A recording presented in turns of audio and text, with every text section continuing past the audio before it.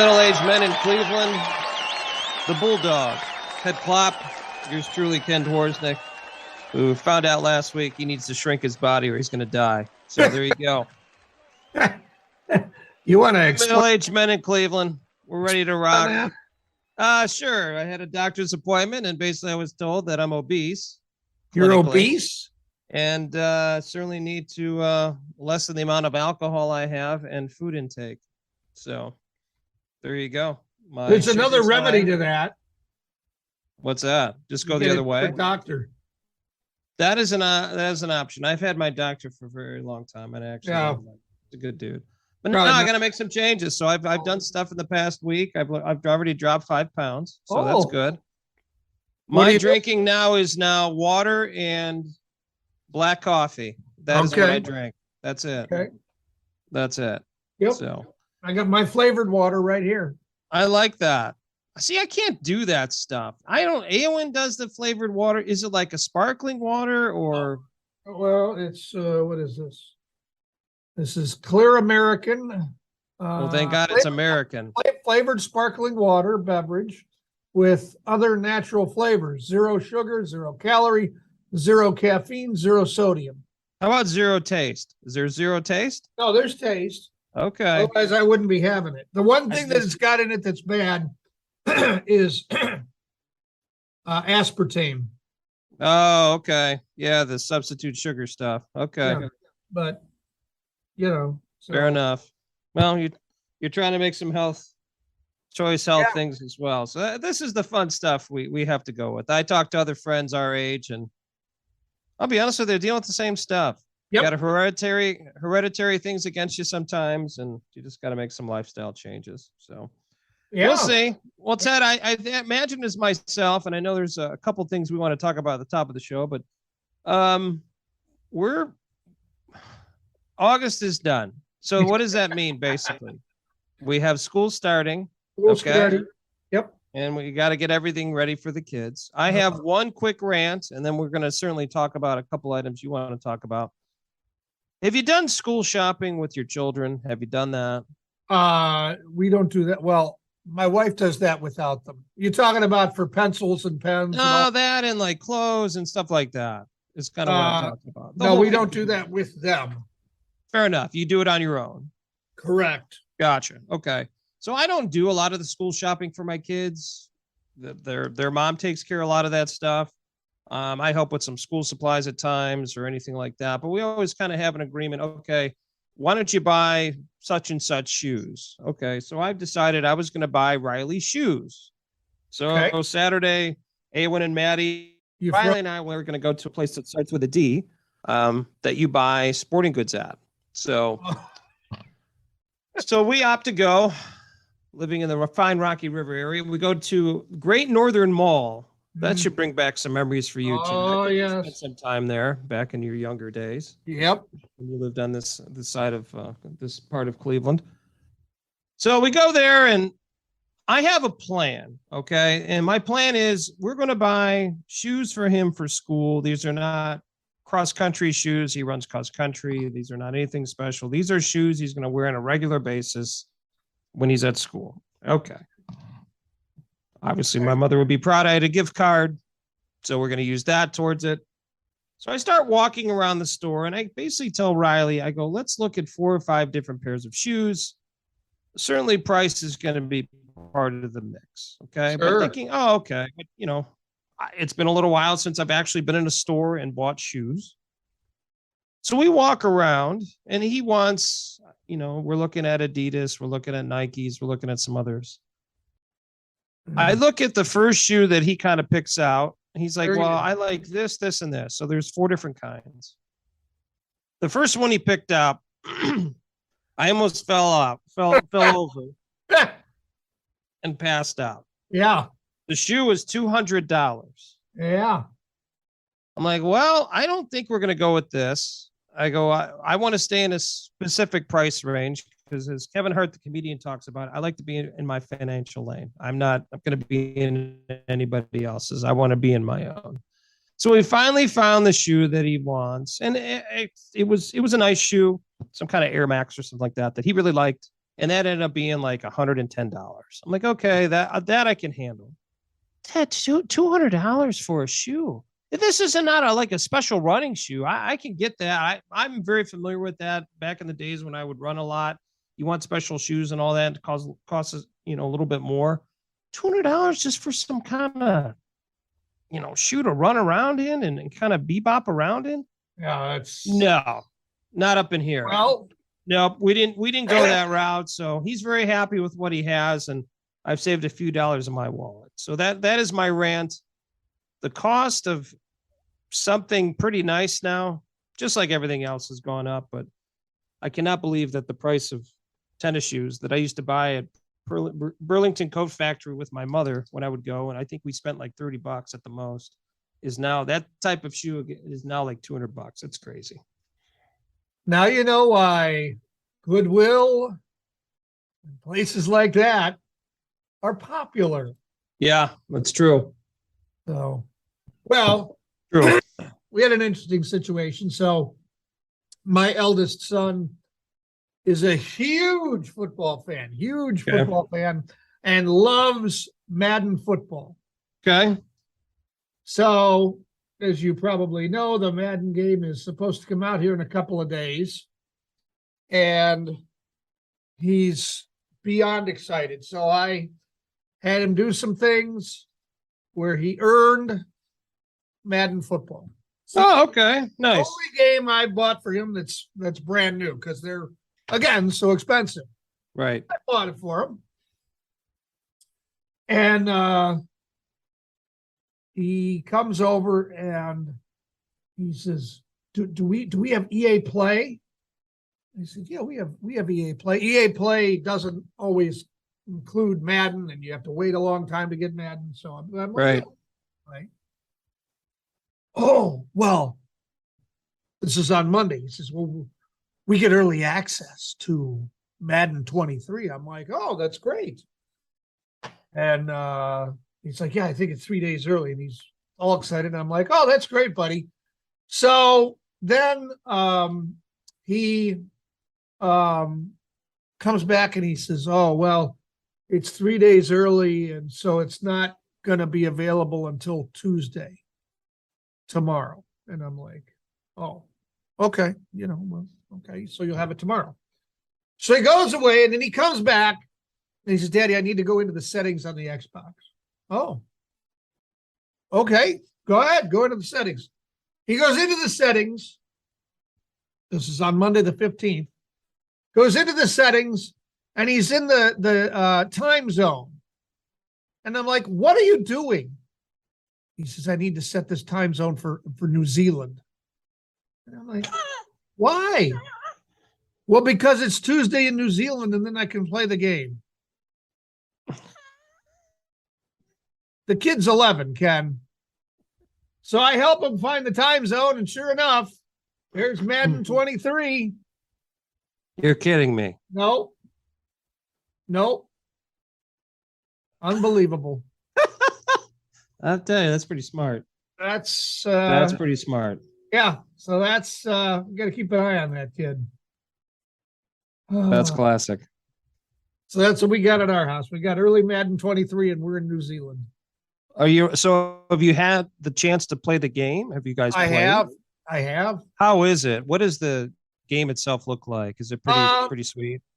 My son would tell you that he's blown away by it. I would tell you it's very similar to the previous games. It does have, it's all centered around, it's like a tribute to John Madden. Yeah. And they have the John Madden legacy game. Oh, okay. And so they have rosters from the AFC and the NFC of either current players that are great or old players that he loved. Okay. Oh, that's cool. That's neat. So AFC versus NFC, and then they have two different versions of John Madden, one coaching each side. And they talk about, well, this is like young John Madden. And then this John Madden over here is like after he won a Super Bowl. And they have like, if you run the ball with, Barry Sanders, the announcers will say, oh, well, yeah, John Madden, they call him Coach. Coach loved Barry Sanders. And then they have a soundbite from John Madden talking about Barry Sanders. Oh, that's cool. That's So really neat. It's really neat. That's really neat. Yeah. So Very cool. So yeah.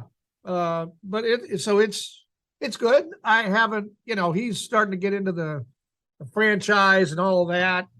We only played the legacy game together, but he says it's great. So Well, that's cool. That's fun. Yeah. I've always enjoyed Madden. It's been a long time since I played just because of timing and all that kind of stuff. And Yeah. I kept up with the video games. But yeah, I think that's a great series. I think they do a great job with that. Hey, Myles Garrett's 99 on the game. You can't beat that. So in the game, the legacy game, he decided he wanted to be the NFC. And as you know, and maybe this is bad parenting, I don't know, he's a Steelers fan.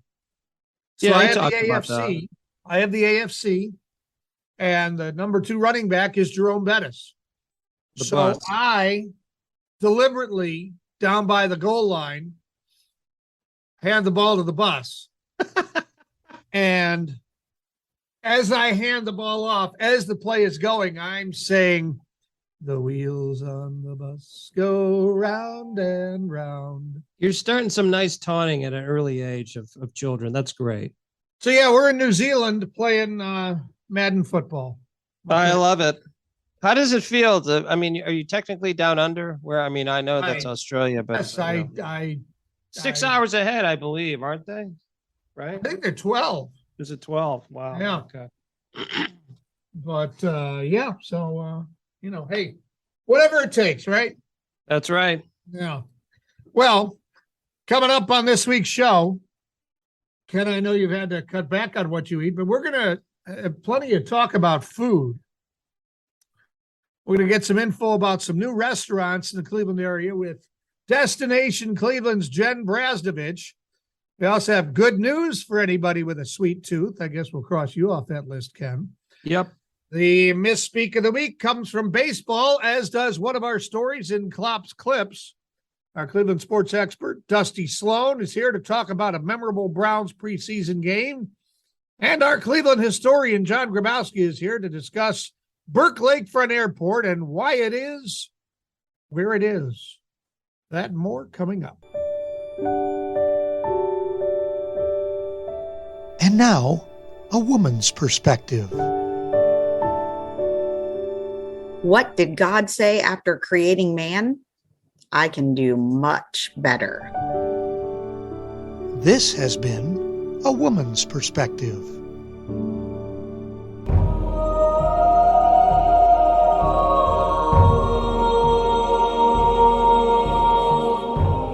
It's that time for the Overachiever segment. A Yeah. Maryland woman broke a Guinness World Record at the Virginia weightlifting competition. I think this is something that I'll be competing in next year, maybe. Okay. Tamara Walcott lifted a total of 1,620 pounds across 3 compound lifts. Oh my God. Wow. The squat, the bench press, and the deadlift.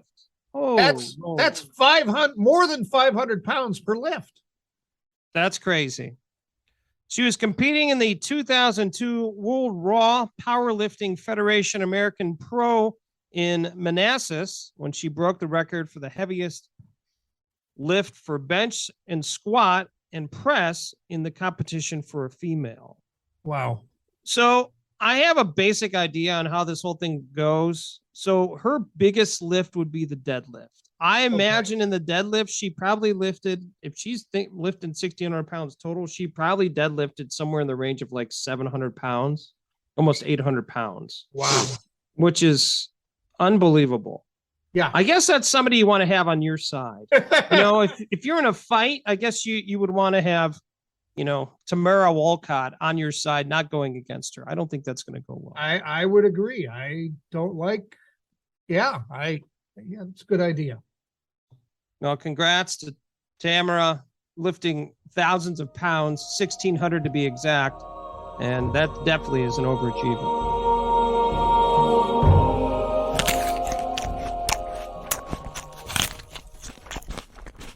We're joined by Jen Brasdovich once again from Destination Cleveland. And Jen, we always appreciate your time when you fill us up with information about where we should go with our calendars. But one thing that is very important to Ted and I is filling our stomachs. So I know in the Cleveland area, there's been many different places that have opened up, and obviously many places that want to promote what they have to offer with the restaurant scene. Can you give us a couple places that people should look out for here in the Cleveland area? Absolutely. Filling my stomach is also a top priority for me. So you are talking to the right girl. Of course, we have an expansive and diverse culinary scene here in Cleveland, offering a little something for everyone. We did see a few restaurants close during 2020 during the pandemic, but more importantly, we've seen a lot of places open and seen some new stuff open at stores. So let's check out some of the highlights. One of the top highlights that I cannot stop talking about is Cordelia. This just opened in the old Lola space on East 4th Street. Part of the reason I'm so excited is because with its opening, there are now no empty storefronts on East 4th Street. So, awesome. I mean, talk about a diverse array of culinary options. Walk down East 4th Street, there is absolutely something for everyone. So this just opened in late July, and they are celebrating all things Midwest. The owners describe the vibe as Midwest nice. And the restaurant is named for the owner's grandma. Food is fittingly described as modern grandma cuisine. So they're reimagining some favorites that people grew up sitting around the family dining table eating on, Sunday dinner. Right now, they're only open Wednesday through Saturday evenings. And you are going to want to make a reservation right now because this is a reservation that is hard to get. It is one of the hot spots, and it is just absolutely beautiful inside what they've done with that space. And of course, it's East 4th Street, so there's a little patio space as well. Yep. If we head over to Ohio City, Juneberry Table is a breakfast and lunch concept just opened in the old Jack Flap space. This is from Karen Small, who used to own the Flying Fig right over there by West Side Market. So this one actually opened a few months ago, but I went there and I cannot stop recommending it to people. It is probably one of the best breakfast and lunch places that I've ever been. It's described as an urban diner. It totally fits. It's a small space, but has a good number of tables, booths, and then counter seats to really give you that diner vibe.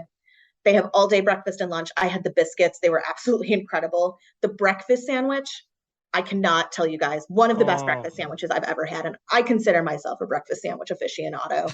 It was so good. My friend had a BLT salad. I love any salad that has bacon on it. Then I don't feel like I'm eating a salad. And it was huge and is so fresh. So this place is open Wednesday through Saturday, 8 a.m. until 2 p.m. This is a great spot for that work from home crowd looking for a chance to get out of the house a little bit, maybe for a late breakfast, early lunch. So it's a great option there for breakfast and lunch. And then another brand new place, Terrestrial Brewing. You guys know this Battery Park Brewery, one of our favorites, one of my favorites, super dog friendly. I love anywhere I can take my dog. They've had pop-up food events for years, but now they officially have their own restaurant and menu. So this is located in the space next to the tap room, and that space has actually been empty for about 5 years. So it's awesome to see it transformed into something and driving business over there to that Battery Park area. So right now they're only serving dinner Wednesday through Sunday. Brunch is kicking off in the next few weeks. But if you're at the brewery, you can also get some of the appetizer items delivered to you over at the brewery. So no entrees at the brewery. You have to go next door to the restaurant for those, but you can still get some good snacks and stuff while you're there. Lots of beer-focused items, pretzels with beer cheese, say no more. Beer-battered walleye to celebrate our Lake Erie fish here. And for those who aren't beer lovers, Terrestrial has a great lineup of beer. I love beer, but there is a more extensive wine and cocktail menu at the restaurant. So it's a good variety. Well, my mom will only drink Pinot Grigio. So, there's people out there like that, Ted. There is. When my mom comes to town and I'm planning where we go, I got to look at the drink menu to make sure that there's Pinot Grigio. Mom's got to be happy. Yeah. And of course, while you're there, don't forget to check in on your Cleveland Brewery passport. That'll get you a stamp and get you one step closer to those prizes on the Cleveland Brewery passport. But guys, just so much good stuff coming on the food scene this year. It's been so energizing to see stuff open and take over some of these empty spaces. That Lola closure in 2020 was a huge loss. But this place that's just opened, Cordelia, I think is going to be a really good replacement for that and make people feel like they're really entering a new realm of food here in Cleveland. For sure. Awesome. Well, Jen, thank you so much. As always, you always update us, as I mentioned in the beginning, with the calendar. And now we know where to eat. So we have everything we could possibly need. Thank you so much for the time, and we appreciate it. Thanks, guys.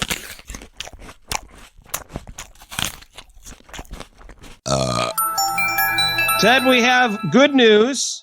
And for someone in the job market with the sweet tooth, Canadian company Candy Funhouse is hiring a chief candy officer God, that sounds amazing. A chief Yeah. candy officer. The job will pay, holy cow, $100,000.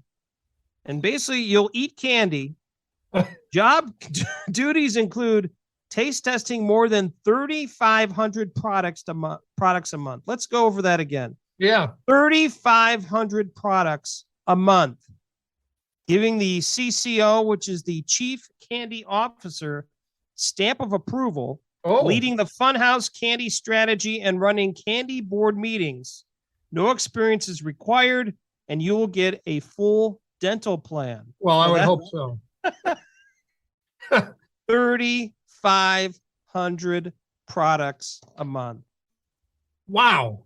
That's a lot. Yeah. My math is not good, but if you look at that and just say, all right, 30 days, which you're probably not working 7 days a week, but let's just do it on an average. That means each day, if you worked every day for a month and your average month is around 30 days, that's 192 pieces of candy each day. Can you do that? I mean, I think the kids would think that would be amazing, but then after a while, like, do I have to really eat this crap again? I mean, I have this, blah, blah, blah. I agree. Here's the other thing, and this is a quick one. So have you been to a wine tasting before? You've done that, right? Oh, yeah. Yeah. And with wine tastings, they tell you two things. Either, obviously, you can drink it and swallow it, or you could spit it out. Right. Do you think the candy guy is spitting out the candy? Do you think he's eating all the candy? I don't know. All he's got to do is taste it. Probably spitting it out. That's my guess. No reply. This is just taking an unpleasant turn. You're like Phil Collins, no reply. Well, good news for everyone out there. You can get a job for $100,000 eating candy. Give him a ring at the Funhouse. Cleveland, this is for you. Our football expert, USFL, XFL, anything with an FL, I think Dusty knows about. This is from the NFL, August 24th, 1992. Oh boy. The Browns suffer their worst preseason loss. They dropped one to the Minnesota Vikings by a count of 56-3. 56-3. They got that 3 in there, though.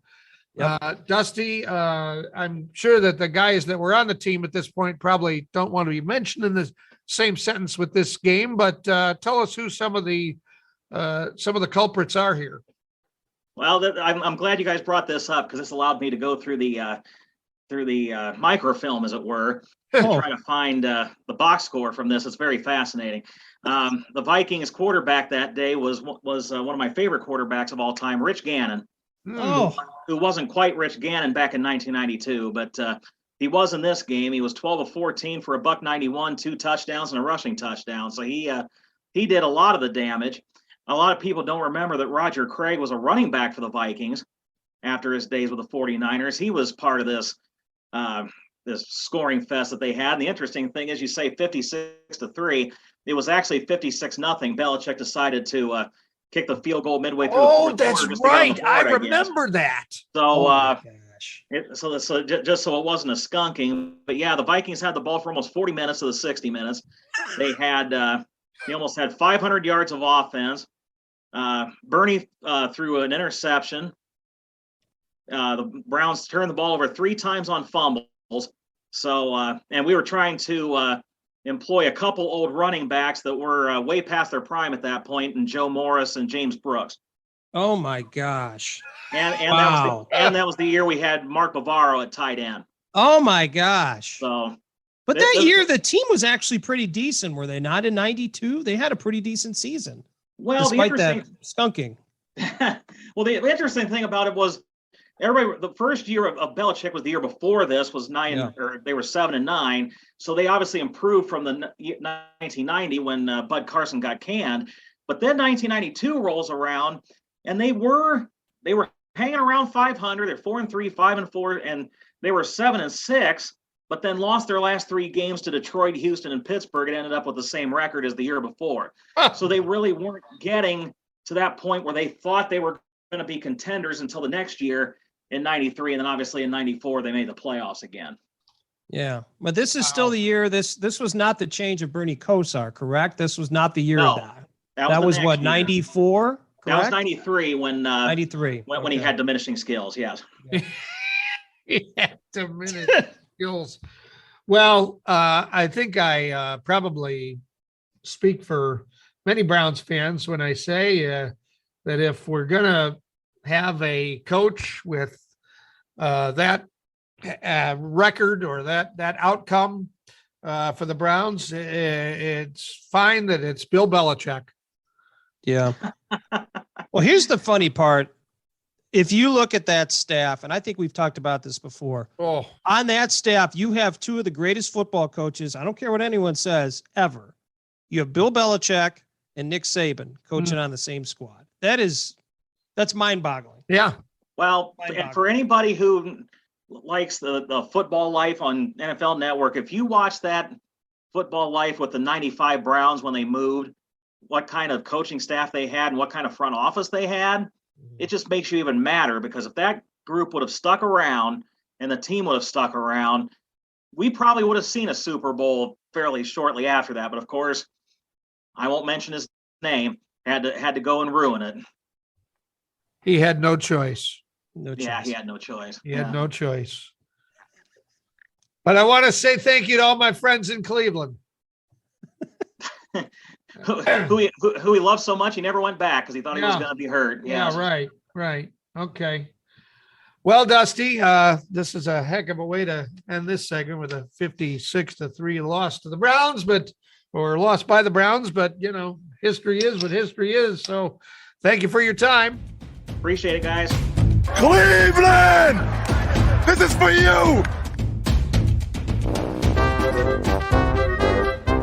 Misspeak of the week now, Ken. Baseball great Pete Rose was recently honored as part of the Philadelphia Phillies 1980 World Series team.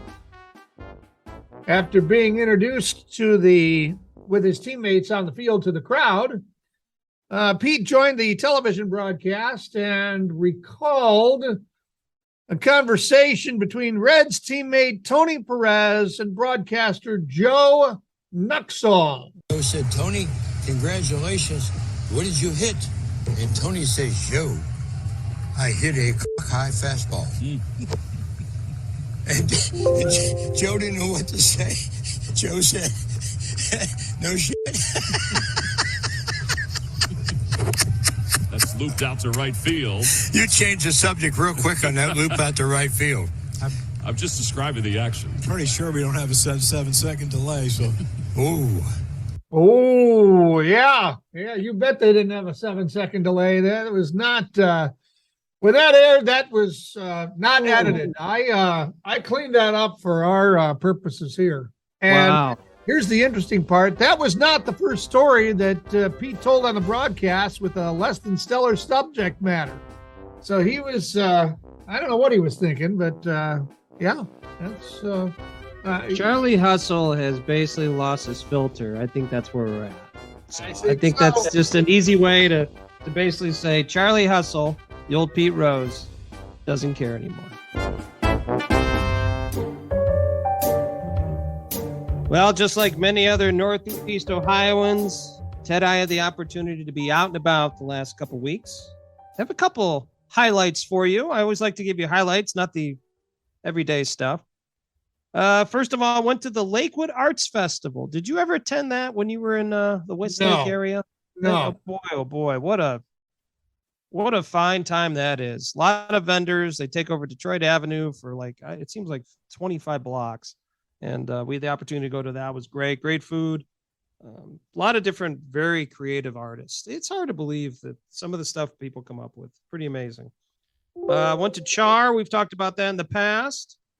And then also the other highlight for me, besides going to the Great Northern Mall, as we talked about earlier, which, by the way, going to the mall, it's a much different experience than as a child. It is a different place. Like in the Great Northern Mall, I think there's 12 stores in the food court. That's it. Yeah. But the other highlight was actually went to Avon and we went to a Crushers game. We watched the Avon Crushers take on the Florence Yalls, which was super exciting. They had a handout of a bobblehead of their manager, Tim Roth, which was kind of cool and very interactive. I enjoy minor league baseball. It's just fun. You know, there's a lot of kids and the atmosphere is great. You don't get a lot of people there. They're just going there to get completely hammered. And it was a lot of fun. It was a good time. Great deals too. I mean, they had one of the very quickly, my last part, one of the players for the Crushers ended up getting on base. And during that inning, it was the Great Lakes designated hitter inning or something like that. So he got on base. So we all got beers for half off for 30 minutes. So that was pretty cool. Yeah. So that was the out and about this week. And I was in Northeast Ohio, but Ted, if I'm not mistaken, from what we've talked in the last 2 weeks, you're out and about. You were out of state. I was. Yes, we went to Pigeon Forge, Tennessee. Oh, very nice. My family, as we've talked about previously on the show, my wife piles my kids and her mom in a vehicle and off they go. And this year I was able to go down and join them for 5 days in Pigeon Forge, which is near Gatlinburg. And we did some touristy stuff. We stayed at a KOA in a cabin. And we did some dinner theaters. That's the Dolly Parton area. So you've got Pirates Voyage Dinner Theater, Dolly Parton Stampede, and Hatfield and McCoy Dinner Theater. Those were fun, it was a very tourist trap kind of a place called Beyond the Lens. And it's based on different things you photograph, but it's essentially a giant arcade, VR games and experiences.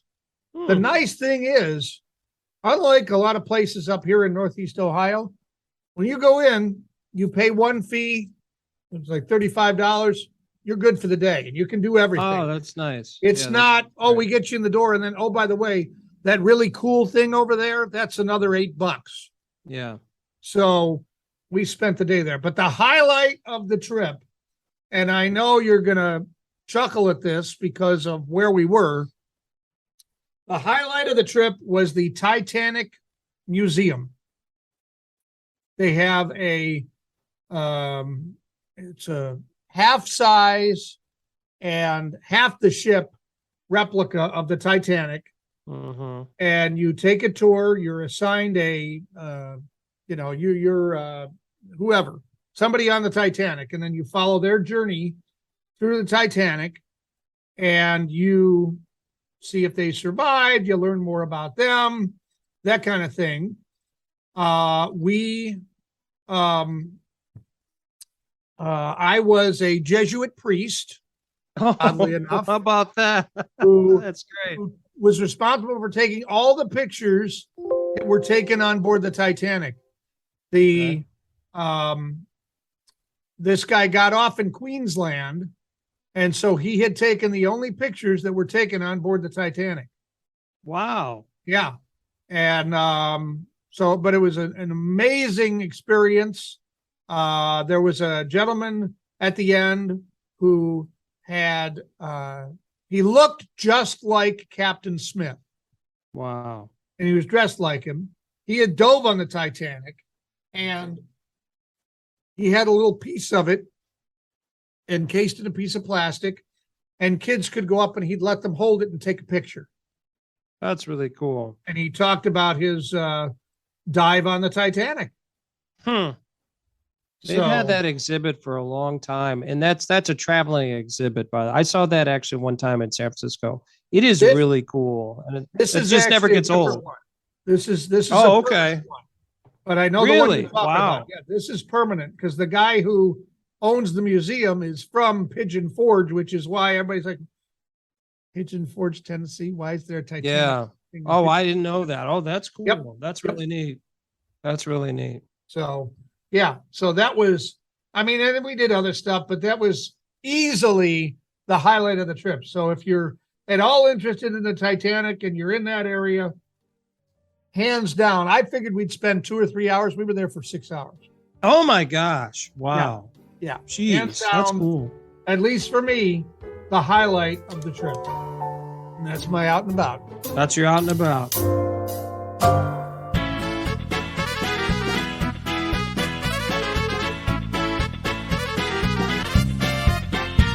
Time for another Cleveland history lesson. Cleveland historian John Grabowski with us. And John, Burke Lakefront Airport. This seems like a broken record every so often. Hey, we got to get rid of Burke Lakefront Airport. Hey, we gotta develop the lakefront. We've cut ourselves off from the lakefront. We've all heard the rhetoric time and time again. So rather than go through that, my question is, when Cleveland needed an airport, what was the reasoning behind putting it right on the lake? Was it the land just available, or was there a strategic reason for it? I think its land was available, and there was a reason for it. We need to go backwards and understand that the lakefront, the area north of the railroad tracks, is basically all fill. And by the 1930s, I mean, there was one major structure that had been located on it was Cleveland Municipal Stadium. And during the 30s, a lot of the lakefront were shelters for the homeless during the Depression. And the antidote to that was the Great Lakes Exposition of 1936, 1937, which was sort of a World's Fair on the lakefront, just to the east of the stadium. And it made great use of that lakefront land. And people looked at the lakefront and said, we've got to save the lakefront. You've heard that before, haven't you? Yes. Yeah. And so, the exposition was set to, close. And somebody at that time in the 36 said, what we need to do is build an airport on the area to the east, where part of the exposition was. And they were looking at Meigs Field in Chicago. Chicago had an urban airport. And you were not looking at huge aircraft coming in at that point. You're looking at small aircraft, business, whatever else. And so that idea was vetted, actually brought up at the end of the Great Lakes Expo. The war intervened, but by 1947, they built a runway. I think it was something like 3,600 foot dirt runway in 1947 for the airport. And it began functioning, but it was under Mayor Thomas Burke that it really began to be pushed forward. And Cleveland was a big city, and having something like Meigs Field right on your lakefront was very important. Then the airport thrived. By the 1960s, they extended the runway because they had more fill that they could put out there. I mean, you're landing on garbage, okay, and that's essentially what it is, okay. But it functions, and I think like they finally built the whole airport. Not only the hangars, but that entrance hall. There was a restaurant at the airport, and in the 60s and into the 70s, it had a lot of commercial flights coming in and out. Small airports, small airplanes coming in on commercial flights. Now we've just tried that again the other year. And it still is, used for private aircraft and helicopters and whatever else. So, I mean, the Bolton family had a helicopter service they started there in the 1950s. So it has a long history. And the thing that really, I think people realize now is that beginning in 1964, it became the home of the Cleveland Air Show. And, that's one of the reasons. And then we had the great Grand Prix of Cleveland, the Roar by the Shore, right there. I think that was 1981. And right now, people are debating whether we need an airport or should that be developed into housing. But I think the sense right now, and there are a lot of plans out there, is that lakefront doesn't belong to the railroads. It doesn't belong to the garbage companies. It belongs to the people of Cleveland. And that's what would make, really push Cleveland forward, is to have that lakefront open to everybody. So we'll see what happens. John, the question I have for you is obviously talked about the Grand Prix, and that's something I know Ted knows that well. He covered that when he was working for different radio stations and TV stations. I had the opportunity as well. It was very cool. And then obviously you mentioned about the air show. To your knowledge, was that airport ever used for anything else besides planes coming in and those two events? Do you know of anything else? I cannot think of anything, nor did I hear anything about that. I think it was just planes and I think the races and the events that are held there. I don't think there's another event. I mean, it's, they still have to shut down the airport. A large part of the airport's interrupted when you have the air show. Yes. And that was with the Grand Prix. And that's either an indicator that the airport's not busy enough to, and that may be the death knell, but we'll see what happens because, as I said before, the movement in the public right now is to open up that lakefront as much as possible. And, we've seen that happen with the West Shoreway being, put into an open drive now, supposedly 35 miles an hour. Mm-hmm. We're looking at huge construction at Battery Park of housing. Yep. Just to the south of Edgewater Park. So that's what's coming available. The same thing with the flats. I mean, people are living on the edges of the flats so they can view the river, or go down and have a quick drink. Yeah. Yeah. Or both. Yeah. Yep. All right, John. Well, a little insight there as to why we now have all these lakefront development plans or redistricting or redevelopment, whatever you want to call it, where it all started. We appreciate the insight, John. Thank you. My pleasure, Ted. The most trusted name in journalism, Klopps Clips.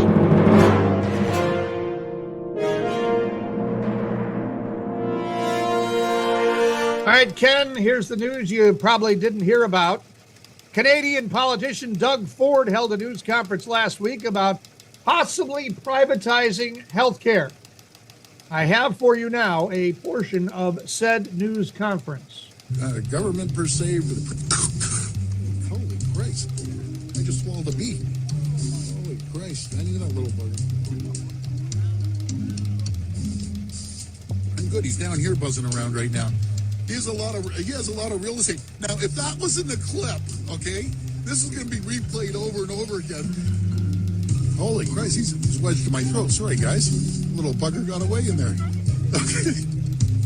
No, I'm okay. He's buzzing in there. Man, he went right down the house. Swallowed a bee during the news conference. Ford is okay. Thank God. Yeah, luckily he's not allergic. That's got to be serious. Thank God for that. We're going to go from that to a guy in England who was wanted for stealing a car and putting gas in it without paying for it. He's been caught after his disguise failed him. Police were searching a house when they spotted what they described as a large stuffed teddy bear breathing.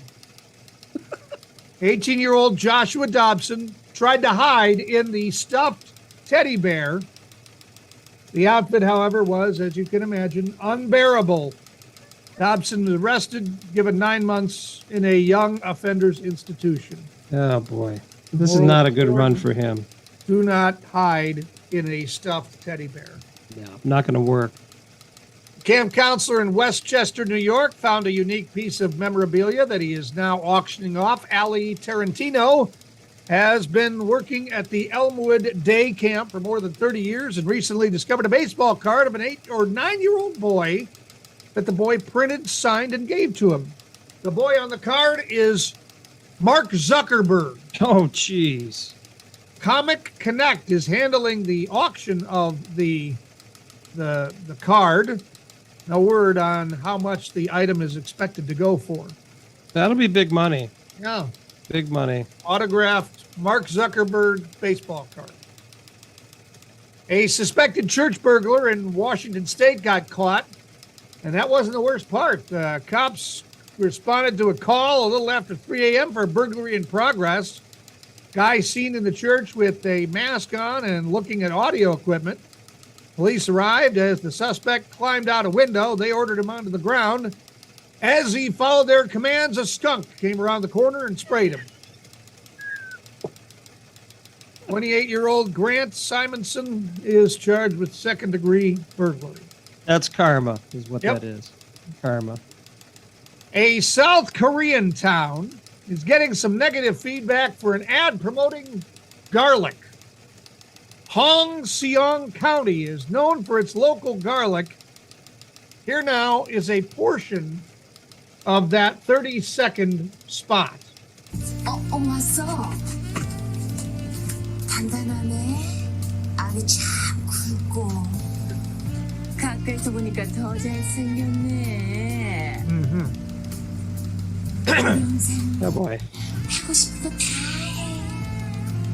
굵고 단단한 홍산 마늘. Ken, I think you're thinking the same thing I'm thinking. Yeah. Some farmers say that ad right there is obscene. The video shows a woman touching the thigh of a man named Hong San with a full garlic head mask on, saying words like very thick and hard to apparently describe the quality of the local garlic. Oh boy. This ad is also a parody, apparently, of a famous scene from a 2004 hit Korean movie. I did not think that sound did not sound like it was an ad for garlic to me. No, I imagine the sales are going to go up here pretty soon, though, after that commercial. Controversial. Yeah. In sports, Pirates second baseman Rodolfo Castro sliding into third against the Arizona Diamondbacks when this happened. Castro slides into third. His phone comes out of his pocket. Now that's a first. And there's Adam Hammery. Dude, your phone is down there. Hey, right there. Umpire pointing out that the guy's phone falls out of his pocket. Guy had his phone in his back pocket during the game. Pirates manager Derek Shelton, baseball fans in Cleveland might remember him. He was asked about the phone in the pocket after the game. I mean, I think the one thing we say is, like, you stay around the game, you see things. you see things you haven't seen before. So, and honestly, I wasn't even aware of it until Rabs came in and told me about it. Yeah, we got guys playing Major League Baseball with phones in their pocket. He claims he just forgot it was there. Yep, got called up last minute, didn't think he was going to play, and they put him in the game, and he forgot to take his phone out of his pocket, is what the story is. I don't know. We're talking about it, so I guess that's what he's looking for, but I guess he's ready for social media at any time. Well, on that note, I'm ready to close up this week's collection of Klopps Clips.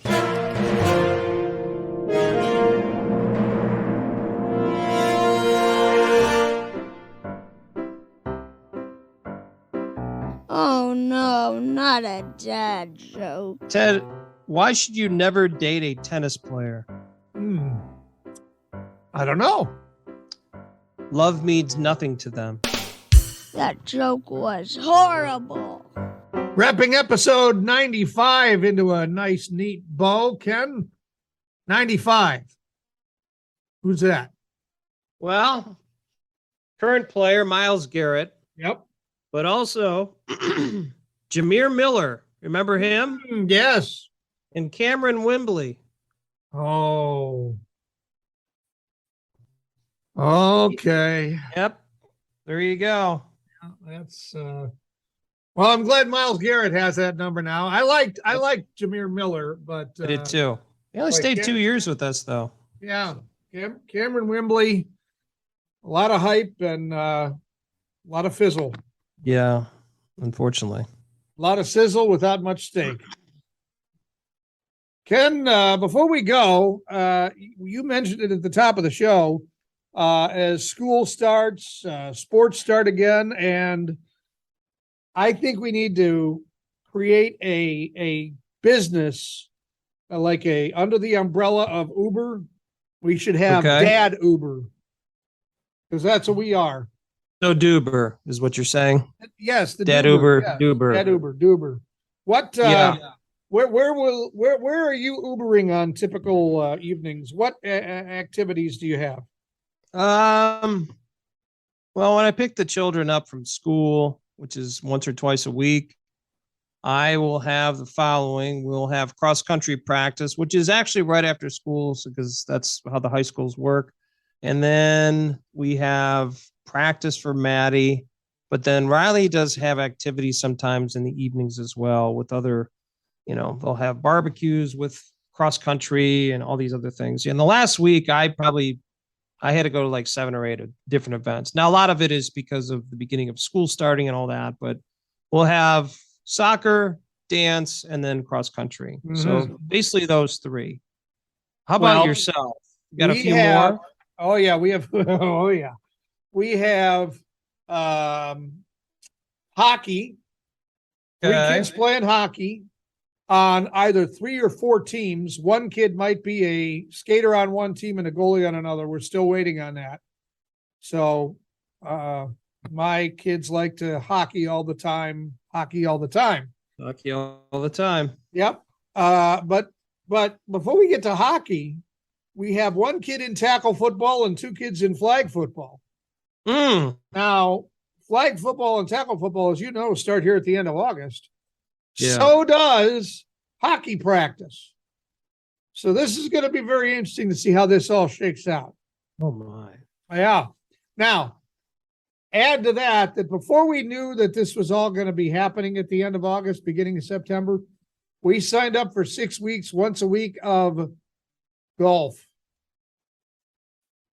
All right, let me get this straight. Yes. You got football. Yeah. You got hockey. Yeah. And you got golf. Golf. I mean, what else are you going to do? You're going to throw in basketball. You're going to do some pool as well. That's a lot, man. That's way too much. There's also some schoolwork that'll have to be done in there.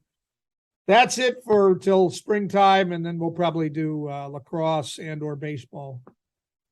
But I think that's enough. And let me also throw in are you guys doing like Cub Scouts as well? Oh, I forgot about that. Yeah. Well, let me just put it to you this way. My wife is the Cub Scout one. I put it on the calendar, but she's responsible for the Cub Scouts. Okay. Gotcha. That's not your I'll realm. build the Pinewood Derby cars, but the rest of it, if I'm available, I'll take them. But I got enough to figure out. Fair enough. You can only handle so much. Yeah. I get it. So that's a lot, Mr. Klopp. Yeah, you better get that. You better get that car ready, fill it up with gas, and make sure your driving's laser focused. Because you're going to be traveling all around the Cleveland Heights area, buddy. So well, I'm glad we were laser focused in this week's episode, and who knows what we'll have next time. Fun and exciting stuff. There's no doubt. Special thanks to all of our guests, John Grabowski, Dusty Sloan. And thank you as well to our audience for listening. We appreciate it for episode 95. Just a reminder, we're just 2 middle-aged men in Cleveland. 2 Middle-Aged Men in Cleveland is sponsored by Westminster AV, custom audio-visual packages for all occasions. 단단하네. 안이 참 굵고 가까이서 보니까 더 잘생겼네.